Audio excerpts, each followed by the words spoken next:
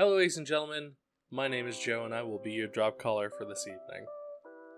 Now, within the grand scheme of Battletech, there is some important information you need to know when you go into it to compete, and when you're setting up your tabletop game with your friends.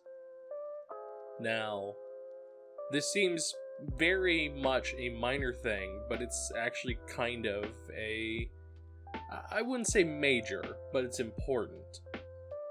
And that is the eras that are consistent within Battletech.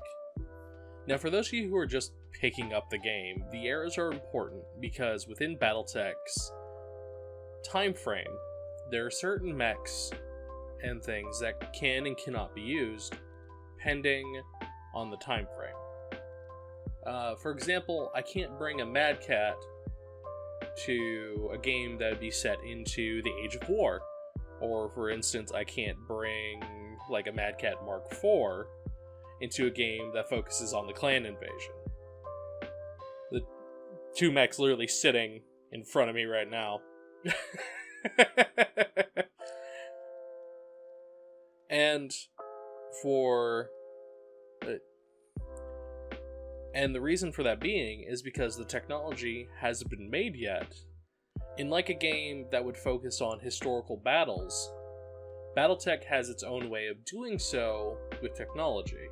Because the technology at the time works for the technology at that point. Because sometimes you can bring in something that's just crazy, and within Battletech, you literally go from base energy weapons to plasma-style weaponry within the span of like hundreds of years. It's a way to balance out the game.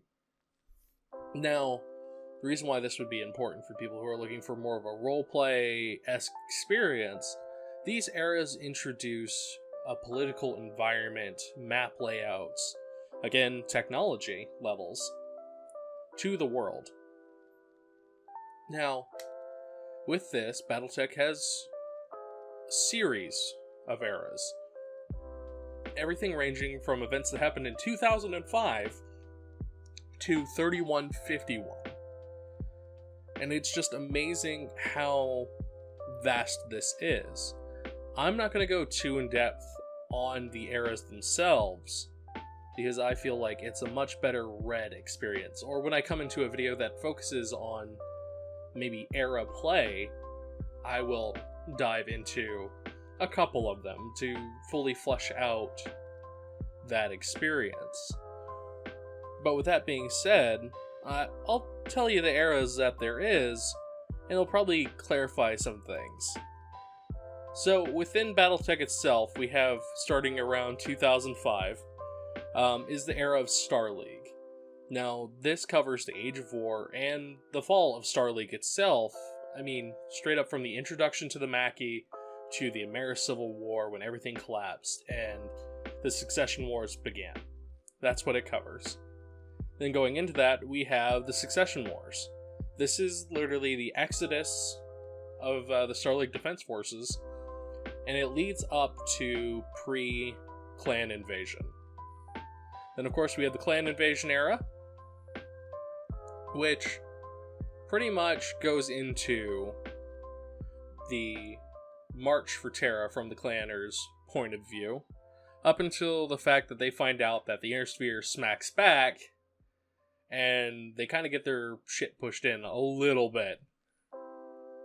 Then afterwards, we have the Civil War. Big surprise, Innersphere doesn't play nice with each other. Series of conflicts break out. It's not that long of an era. Then of course we have the Jihad. Again, not that long of an era, but still an interesting point in time, because this is where we see the Word of Blake appear. Then of course, going from there to that, we have the Dark Age and the Ill Clan. Now the Dark Age is not very well received in the same with the Jihad, because during that time, the Battletech game changed hands, and then the company that got it tried turning the game into like a Hero Clicks X-esque system. It just wasn't adopted well. And then, of course, we have the newest one called the Ill Clan.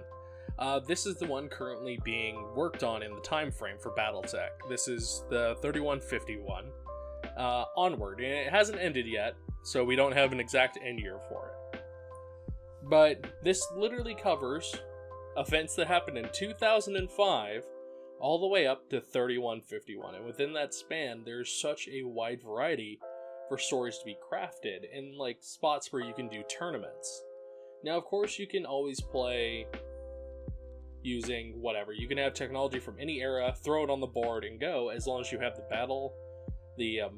not battle sheets, the record sheets for it, and a stand-in miniature. Now, to understand, again, to repeat, competitively, some tournaments will only focus on said eras, like Succession War, and the stuff within that, or they'll deal with FedCom, or the clan invasion. And that's okay. And that's an important aspect, because it locks technology to a point where you can stay at an even competitive field. And for a role-playing-esque aspect, say that 6 times fast, you can use any of these eras and take the events in it and craft your story around it, or you can take the time to revitalize aspects, rewrite the era, combine a few. Like, it is very open to rework and do what you want on your tabletop. Even if you're playing competitively, you can create some pretty whacked out shit within timelines. Be like, yes, this is my thing for so-and-so, and why the fuck is there fucking Republic of the Sphere forces fighting FedCom?